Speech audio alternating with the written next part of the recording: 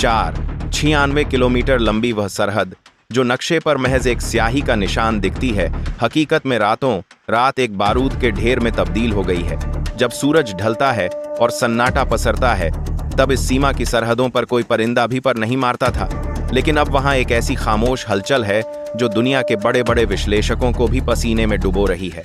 यह महज गश्त का बदलना नहीं है, यह उस बदलते हुए वैश्विक समीकरण की गूंज है जिसे महसूस तो सब कर रहे थे, लेकिन कोई बोलने की हिम्मत नहीं जुटा पा रहा था। सैटेलाइट की उन धुंधली तस्वीरों में अब वो हरकतें कैद हो रही हैं जो बताती हैं कि खेल अब सिर्फ तस्करी या घुसपैठ तक सीमित नहीं रहा, बल्कि यह एक बड़े सामरिक बदलाव की आहट है। किसी को खबर तक नहीं हुई कि कब बॉर्डर के उस पार की फिजाओं में तनाव की लहर दौड़ गई और क्यों रातों रात भारत और बांग्लादेश के सुरक्षा बलों को अपनी दशकों पुरानी कार्यप्रणाली को पूरी तरह बदल देना पड़ा। सार्वजनिक रूप से उपलब्ध जानकारी के अनुसार पिछले कुछ हफ्तों में सीमावर्ती जिलों से ऐसी सूचनाएं निकल कर आई हैं जिन्हें नजरअंदाज करना अब संभव नहीं था। कुछ स्वतंत्र विश्लेषकों का मानना है कि यह संयुक्त गश्त केवल एक सुरक्षा अभ्यास का हिस्सा नहीं है, बल्कि यह उस बढ़ते दबाव का नतीजा है जो सीमा के पार के कट्टरपंथी तत्वों और संगठित अपराध के सिंडिकेट्स ने पैदा किया है। कल्पना कीजिए उन रातों की जहां घने जंगलों और दुर्गम नदियों के बीच तैनात जवान अपनी जान हथेली पर रखकर उस अंधेरे को चीरने की कोशिश कर रहे हैं जो तस्करी और जाली नोटों के काले कारोबार को अंजाम दे रहा है। यह एक ऐसा युद्ध है जो मोर्चे पर नहीं बल्कि अंधेरे में लड़ा जा रहा है, जहां एक छोटी सी चूक की कीमत पूरे देश को अपनी शांति खोकर चुकानी पड़ सकती है। इसी गंभीर मोड़ पर दोनों देशों की खुफिया एजेंसियों ने एक ऐसा फैसला लिया जिसने जमीन पर तैनात सैनिकों की परिभाषा ही बदल दी है। लेकिन असली सवाल यह है कि आखिर इस तालमेल के पीछे का असली प्रेरक बल कौन है? क्या यह सिर्फ एक प्रशासनिक निर्णय है या फिर इसके पीछे छिपी है कोई ऐसी भू राजनीतिक मजबूरी जिसके बारे में दुनिया को अब तक भनक तक नहीं लगी? हाल ही में आए कुछ ओपन सोर्स रिपोर्ट संकेत देती हैं कि सीमा के उस पार की राजनीतिक स्थिरता को लेकर उपजे अनिश्चितता के माहौल ने दोनों देशों के सुरक्षा तंत्र को पहले से कहीं अधिक सतर्क कर दिया है। जब किसी पड़ोसी देश में सत्ता का समीकरण बदलता है तो उसका सीधा असर सीमा पर तैनात जवानों की रणनीतिक प्राथमिकताओं पर पड़ता है। भारत के लिए यह सीमा केवल एक भौगोलिक विभाजक नहीं, बल्कि उसके उत्तर पूर्व के राज्यों की सुरक्षा का द्वार है। अगर यह द्वार जरा सा भी असुरक्षित होता है तो उसका असर सीधे तौर पर देश की आंतरिक सुरक्षा और आर्थिक स्थिरता पर पड़ता है। अगर आप इस तरह की रिसर्च आधारित और तथ्यात्मक विश्लेषण पसंद करते हैं तो अभी चैनल को सब्सक्राइब कर लीजिए। ऐसी वीडियो बनाने में कई दिनों की रिसर्च लगती है। अगर आप यहां तक हमारे साथ हैं तो कमेंट में जय हिंद जय भारत जरूर लिखिए। इस कदम का आर्थिक प्रभाव भी कम चौंकाने वाला नहीं है। सीमा पर हो रही इस नई तरह की गश्त से तस्करी के उन पुराने गलियारों पर ताला लग गया है जो बरसों से अवैध धंधों का केंद्र थे। जब तस्करी रुकती है तो स्थानीय बाजारों में वैध व्यापार की वृद्धि होती है। यह एक ऐसी प्रतिक्रिया है जिसका सीधा लाभ सीमा के दोनों ओर के उन आम नागरिकों को मिल रहा है जो अब तक अपराधी तत्वों के दबाव में अपनी जीविका चलाने को मजबूर थे। लेकिन क्या यह आर्थिक बदलाव उन ताकतों को पसंद आएगा जिनकी रोजी रोटी ही इस अराजकता पर टिकी थी? यहीं से एक नई परत खुलती है साइबर और ड्रोन सर्विलांस। आधुनिक युद्ध के इस दौर में सरहद पर तैनात जवानों के पास अब केवल दूरबीनें नहीं हैं, बल्कि उनके हाथों में है आर्टिफिशियल इंटेलिजेंस से लैस सर्विलांस सिस्टम। थर्मल कैमरों और ड्रोन की आंखों से अब उन रास्तों को भी स्कैन किया जा रहा है जो घने जंगलों के नीचे छिपे हैं। ये नई तकनीकें न केवल घुसपैठ को नामुमकिन बना रही हैं, माइनस्टारवाइवल केवल, बल्कि सीमा के उस पार से आने वाले उन गुप्त संकेतों को भी पकड़ रही हैं जो पहले किसी की नजर में नहीं आते थे।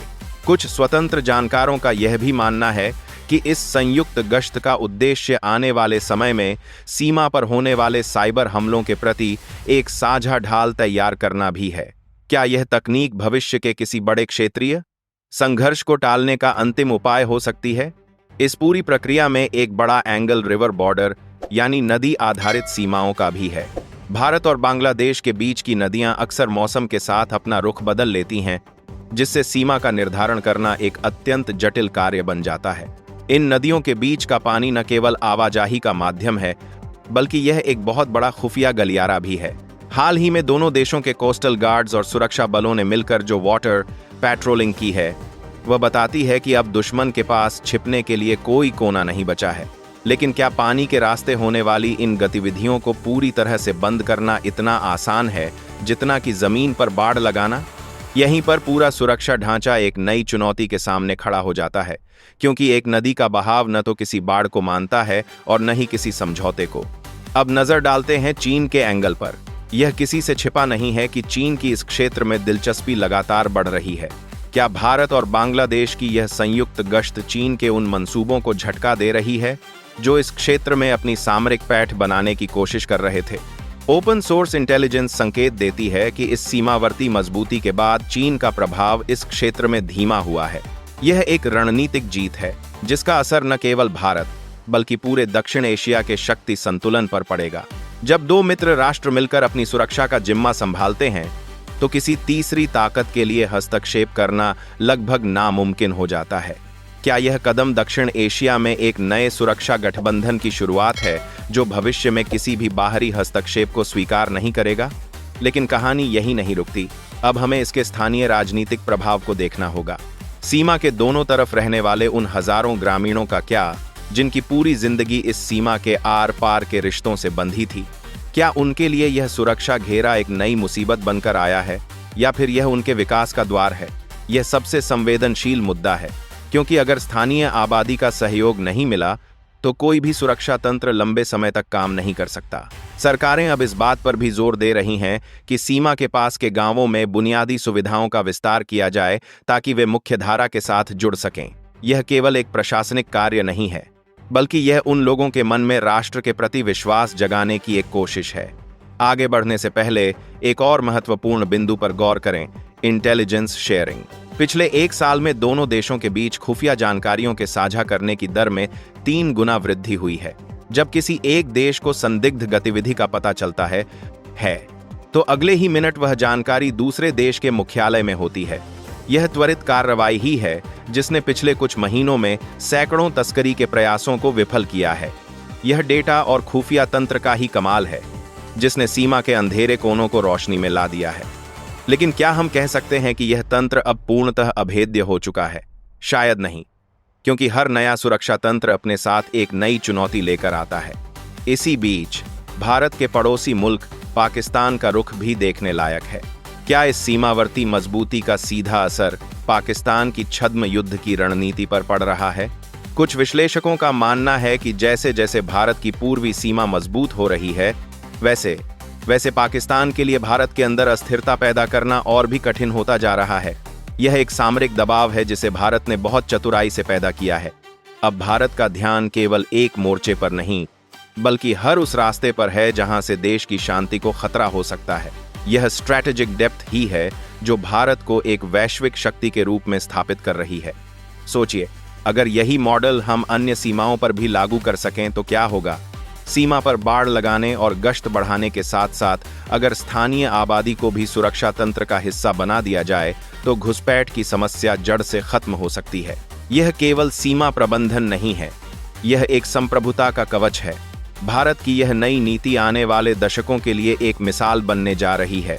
सुरक्षा के इन सारे पहलुओं को जब हम एक साथ रखते हैं तो पाते हैं कि भारत की प्राथमिकता अब केवल प्रतिक्रिया देना नहीं बल्कि निवारण करना है।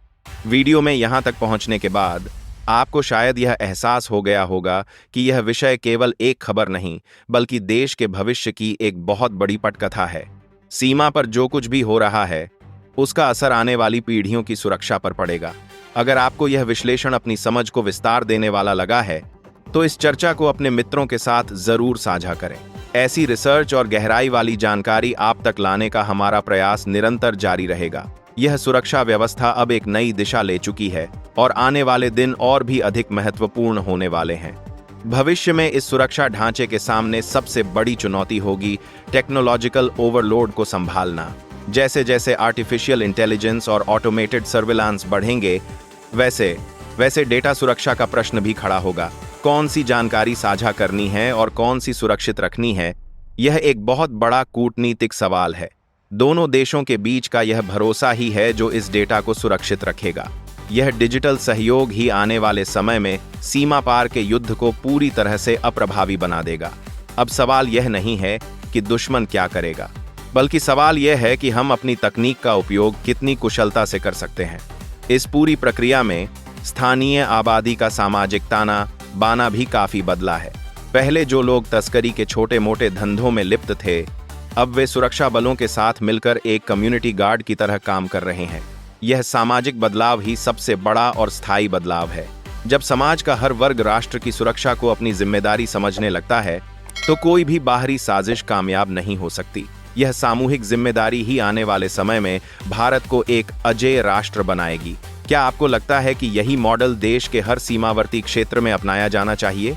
अपनी राय हमें कमेंट्स में जरूर बताएं, क्योंकि आपकी सोच ही इस विश्लेषण का सबसे महत्वपूर्ण हिस्सा है।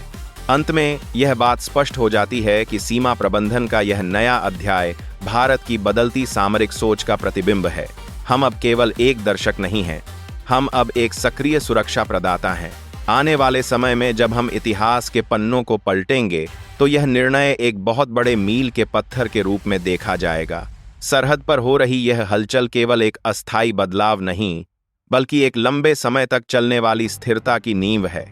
और इसी स्थिरता के साथ भारत अपने विकास के उन लक्ष्यों को प्राप्त करने की ओर अग्रसर है जो उसने वैश्विक शक्ति बनने के लिए तय किए हैं। अब सीमा पर जो सुरक्षा कवच है, वह न केवल बाहरी दुश्मनों को रोकता है, बल्कि शांति के लिए रास्ता भी बनाता है उन बड़े बदलावों के लिए जो आने वाले समय में हमारे आसपास घटने वाले हैं। क्योंकि यह तो बस एक शुरुआत है, और आने वाला समय इसी तरह के और भी साहसी और सामरिक कदमों का गवाह बनेगा। आने वाले समय में जब हम इतिहास के पन्नों को पलटेंगे, तो यह निर्णय एक बहुत बड़े मील के पत्थर के रूप में देखा जाएगा। सरहद पर हो रही यह हलचल केवल एक अस्थायी बदलाव नहीं, उनमें बाधा, बल्कि एक लंबे समय तक चलने वाली स्थिरता की नींव है। और इसी स्थिरता के साथ भारत अपने विकास के उन लक्ष्यों को प्राप्त करने की ओर अग्रसर है जो उसने वैश्विक शक्ति बनने के लिए तय किए हैं। अब सीमा पर जो सुरक्षा कवच है, वह न केवल बाहरी दुश्मनों को रोकता है, बल्कि शांति के लिए रास्ता भी बनाता है। लेकिन क्या सुरक्षा का यह नया आयाम केवल रक्षा तक सीमित रहेगा? यहाँ से कहानी एक अलग मोड़ लेती है कूटनीति की शतरंज की बिसात का। जब भारत और बांग्लादेश के सुरक्षा बल संयुक्त रूप से गश्त करते हैं, तो यह सीधे तौर पर उन वैश्विक शक्तियों के समीकरणों को प्रभावित करता है जो इस हिंद महासागर और उसके आसपास के क्षेत्रों में अपनी पकड़ बनाना चाहती हैं। कुछ स्वतंत्र विश्लेषकों का मानना है कि इस सहयोग ने क्षेत्र के उन देशों को सोचने पर मजबूर कर दिया है जो भारत के बढ़ते प्रभाव से असहज थे। क्या यह कदम वास्तव में एक क्षेत्रीय पावर शिफ्ट की शुरुआत है? इसी दौरान सीमाओं पर तैनात रडार और सैटेलाइट इमेजरी से मिल रहे नए आंकड़े कुछ और ही संकेत दे रहे हैं। अब सरहदें केवल जमीन पर नहीं, बल्कि डिजिटल डोमेन में भी सुरक्षित की जा रही हैं। भारत का डिजिटल बॉर्डर मैनेजमेंट सिस्टम, जिसे बांग्लादेश के साथ भी साझा किया जा रहा है, तस्करी के डिजिटल फुटप्रिंट्स को पकड़ने में अभूतपूर्व सफलता प्राप्त कर रहा है। लेकिन सबसे चौंकाने वाली बात यह है कि इस तकनीक का प्रभाव केवल तस्करी रोकने तक सीमित नहीं है। यह तकनीक उन नेटवर्क की पहचान भी कर रही है जो अब तक पर्दे के पीछे से अपनी गतिविधियों को अंजाम देते थे। लेकिन इसके बाद जो हुआ, उसने इस पूरे खेल की जटिलता को और बढ़ा दिया। अगर आप इस तरह की रिसर्च आधारित और तथ्यात्मक जियोपॉलिटिकल एनालिसिस पसंद करते हैं, तो अभी चैनल को सब्सक्राइब कर लीजिए। ऐसी वीडियो बनाने में कई दिनों की रिसर्च लगती है। अगर आप यहाँ तक हमारे साथ हैं, तो कमेंट में जय हिंद जय भारत जरूर लिखिए।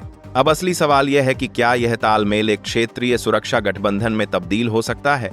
इतिहास गवाह है कि जब भी दो पड़ोसियों ने सुरक्षा के मोर्चे पर हाथ मिलाया है, तो उसका असर केवल उनके अपने देशों तक सीमित नहीं रहा। यह सुरक्षा चक्र अन्य पड़ोसी देशों के लिए एक मॉडल पेश कर रहा है। लेकिन इसके साथ ही चुनौतियां भी कम नहीं हैं। जैसे जैसे यह सहयोग गहरा होता जा रहा है, वैश्विक स्तर पर इस पर बारीक नजर रखी जा रही है। हर हलचल का अपना एक भू राजनीतिक निहितार्थ है, और भारत इस संतुलन को बनाए रखने के लिए एड़ी चोटी का जोर लगा रहा है। यहीं से पूरी तस्वीर बदल जाती है। क्या आने वाले वर्षों में हमें भारत और बांग्लादेश के बीच एक इंटीग्रेटेड इंटेलिजेंस यूनिट देखने को मिलेगी? ओपन सोर्स रिपोर्ट्स संकेत देती हैं कि दोनों देशों के रक्षा प्रतिष्ठानों के बीच इस दिशा में अनौपचारिक बातचीत का दौर तेज हो गया है। अगर यह सच में साकार होता है, तो यह दक्षिण एशिया में सुरक्षा की एक नई इबारत लिखेगा। लेकिन इसके साथ ही एक नया जोखिम भी पैदा होता है। क्या यह उन ताकतों को उकसाएगा जो नहीं चाहते कि यह क्षेत्र अपनी सुरक्षा के लिए आत्मनिर्भर बने? यहीं से वह मोड़ आता है जहां कूटनीति के पन्नों पर बहुत कुछ लिखा जाना बाकी है और सरहद पर तैनात हर जवान उस लिखी जाने वाली कहानी का एक जीवंत हिस्सा बन चुका है। सरहद पर तैनात हर जवान उस लिखी जाने वाली कहानी का एक जीवंत हिस्सा बन चुका है। लेकिन इस सुरक्षा कवच के पीछे एक और ऐसी परत है जिसे अक्सर नजरअंदाज कर दिया जाता है। वो है इंफॉर्मेशन वॉरफेयर या सूचनाओं का युद्ध। आज के दौर में सीमाएं केवल कंक्रीट की दीवारों या बाड़ से नहीं, बल्कि सूचनाओं के प्रवाह से सुरक्षित होती हैं। जब हम संयुक्त गश्त की बात करते हैं तो इसमें केवल सैनिकों की मौजूदगी नहीं, बल्कि डेटा का वो साझा तंत्र भी शामिल है जो पल पल बदलती स्थितियों को ट्रैक करता है। ओपन सोर्स रिपोर्ट्स और कुछ स्वतंत्र रक्षा विशेषज्ञों के विश्लेषण बताते हैं कि इस संयुक्त सर्विलांस के पीछे एक रियल टाइम इंटेलिजेंस ग्रिड काम कर रहा है। यह ग्रिड न केवल घुसपैठ की कोशिशों को भांपता है, बल्कि उन मनोवैज्ञानिक अभियानों का भी मुकाबला करता है जो सीमा के पार के कट्टरपंथी तत्व अक्सर फैलाते हैं।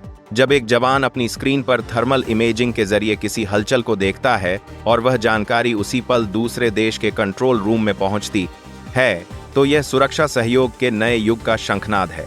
यही वह जगह है जहां से एक नया सवाल जन्म लेता है। क्या यह डिजिटल एकीकरण भविष्य में साझा कमान यानी एक ज्वाइंट कमांड सेंटर की ओर ले जाएगा? कुछ विश्लेषकों का मानना है कि यह केवल एक कूटनीतिक औपचारिकता नहीं, बल्कि एक अनिवार्य सामरिक आवश्यकता है, क्योंकि जिस रफ्तार से आधुनिक हथियार और प्रौद्योगिकियां बदल रही हैं, उसमें अकेले काम करना अब असंभव सा होता जा रहा है। लेकिन इस पूरी व्यवस्था में एक और अनकहा पहलू है, आर्थिक स्थिरता का जाल। सीमावर्ती इलाकों में रहने वाले लाखों लोगों के लिए यह सुरक्षा व्यवस्था एक ब्रीदिंग स्पेस की तरह है। जब वे देखते हैं कि सीमा अब उनके लिए डर की जगह नहीं बल्कि सहयोग का माध्यम बन रही है, तो उनका सरकार के प्रति भरोसा कई गुना बढ़ जाता है। यह भरोसा ही वह सबसे बड़ी दीवार है जिसे कोई भी विदेशी ताकत आसानी से नहीं तोड़ सकती। अगर आप इस तरह की रिसर्च आधारित और तथ्यात्मक जियोपॉलिटिकल एनालिसिस पसंद करते हैं तो अभी चैनल को सब्सक्राइब कर लीजिए। ऐसी वीडियो बनाने में कई दिनों की रिसर्च लगती है। अगर आप यहां तक हमारे साथ हैं तो कमेंट में जय हिंद जय भारत जरूर लिखिए। अब अगले मोड़ पर चलते हैं, क्षेत्रीय संतुलन का समीकरण। इस सहयोग का असर केवल भारत और बांग्लादेश तक सीमित नहीं है। यह उन सभी क्षेत्रीय शक्तियों के लिए एक संकेत है जो इस पूरे क्षेत्र को एक अस्थिर जोन बनाए रखना चाहते थे। जब दो पड़ोसी मिलकर अपनी सीमाओं को सुरक्षित कर लेते हैं तो यह पूरे दक्षिण एशिया के लिए इकोनॉमिक कॉरिडोर के विकास का मार्ग प्रशस्त करता है। यह शांति का एक ऐसा डोमिनो इफेक्ट है जो एक के बाद एक कई सकारात्मक बदलावों को जन्म दे सकता है। और यही वो बिंदु है जहां से पूरी कहानी एक वैश्विक मोड़ लेती है। विश्व स्तर पर भारत की छवि अब एक नेट सिक्योरिटी प्रोवाइडर की बन रही है। सीमा प्रबंधन का यह नया मॉडल अब अंतर्राष्ट्रीय स्तर पर उन देशों के लिए अध्ययन का विषय बन चुका है जो संघर्षों से घिरे हुए हैं। क्या भारत का यह सुरक्षा सहयोग मॉडल भविष्य के कूटनीतिक समझौतों का एक नया गोल्ड स्टैंडर्ड बनेगा? और अब जब हम इस पूरी व्यवस्था के सबसे महत्वपूर्ण अंतिम चरण की ओर देख रहे हैं, तो यह स्पष्ट हो जाता है कि यह एक नई शुरुआत है, न कि कोई अंत। सरहद पर अब खामोशी नहीं है, बल्कि एक ऐसा तालमेल है जो भविष्य की हर अनिश्चितता को चुनौती देने के लिए तैयार खड़ा है। और इसी स्थिरता के साथ भारत अपने विकास के उन लक्ष्यों को प्राप्त करने की ओर अग्रसर है जो उसने वैश्विक शक्ति बनने के लिए तय किए हैं। अब सीमा पर जो सुरक्षा कवच है, वह न केवल बाहरी दुश्मनों को रोकता है, बल्कि शांति के लिए रास्ता भी बनाता है।